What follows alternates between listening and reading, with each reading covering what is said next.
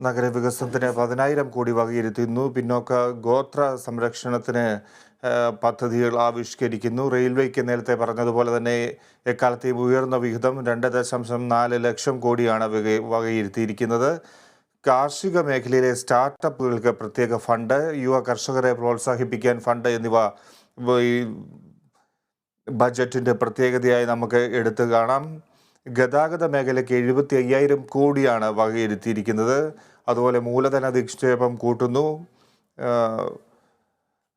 നടപ്പ് സാമ്പത്തിക വർഷം 7% വളർച്ചയാണ് പ്രതീക്ഷിക്കുന്നത്. ധനക്കമ്മി 6.4% എന്ന് കാണാം.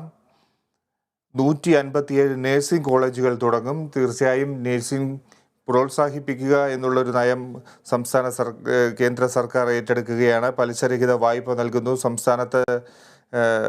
സംസ്ഥാനങ്ങൾക്ക് പലിശരഹിത വായ്പ, സംസ്ഥാനങ്ങൾക്ക് 1 വർഷം കൂടി പലിശരഹിത വായ്പ നൽകും എന്നുള്ളതാണ്. പ്രധാനമന്ത്രി ആവാസ് യോജന 79% കൂടി 79,000 കോടിയുടെ ആനുകൂല്യമാണ് ലഭിക്കുക.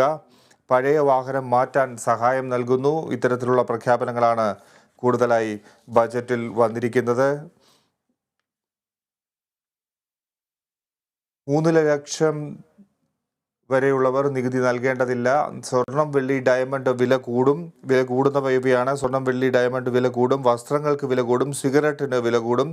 വില കുറയുന്നവ ടിവിക്കും മൊബൈലിനും വില കുറയും. ക്യാമറയ്ക്കും ഇലക്ട്രോണിക് കിച്ചൺ സാധനങ്ങൾക്കും വില കുറയും. ഹീറ്റ് കോയിലിന് വില കുറയും. കസ്റ്റംസ് തീരുവയിൽ ഇളവ് വരുത്തുന്നത് കൊണ്ടാണ് ഈ ഒരു വില കുറയുന്ന സാഹചര്യം ഉണ്ടാകുന്നത്. TV നിർമ്മാണത്തിന് ഉപയോഗിക്കുന്ന വസ്തുക്കൾക്ക് വില കുറയും.